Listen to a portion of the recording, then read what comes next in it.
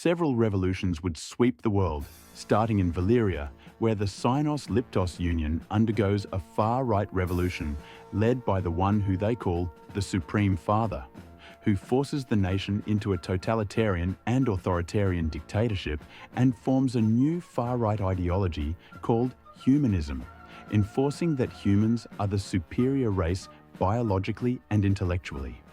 The new United Humanist States begins to expand into the tribal lands in central Valyria, and also annexes the small Republic of Florenzia, and begins an invasion of Vlarios, with the Humanists leading a large army capturing the major coastal cities and heading towards the Vlariosan capital. Meanwhile, the Valyrian Empire, watching on the sidelines, also moves into tribal lands and forces the vassalization of Moravia into the Valyrian Empire. In Serenesia, two siblings named Zachary and Alexander were born, with Zachary entering the Serenesian military and eventually being adopted and becoming the sole ruler of Serenesia. Meanwhile, the other sibling, Alexander, was granted a portion of land by the king, Zachary. But in Serenesia, a religious conflict is brewing, with a divide west and east, with the Westerners believing in Satanism and the East believing in Christianity. Hopefully, nothing gets worse.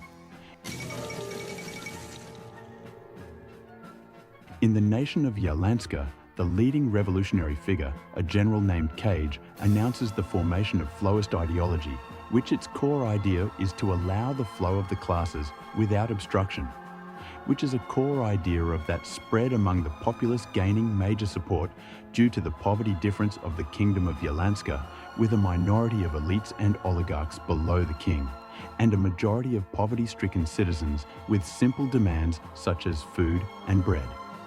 The October Revolution, which definitely isn't reminiscent of another revolution, begins across Yalanska, and the king was eventually executed, and General Cage seized power, declaring himself general of the new Socialist Republic of Flonia. Soon after, the Flonians began major industrialization and militarization of their society, which eventually led them to becoming the strongest nation in their region. The Flonians began Operation Makovaya, declaring war on the two other nations near Flonia. The Vidulians, seeing an opportunity to strike, also declare war about a day after. The Flonians begin a spearhead towards the capital of Makala, while also allying nearby native tribes to aid in raids and attacks against the Makalans. With the spearhead towards the capital, the Makalan troops up north begin to strike south, and soon the capital is encircled and sieged for about a month, until the Flonian troops breached into the capital, leading to Makala's capitulation.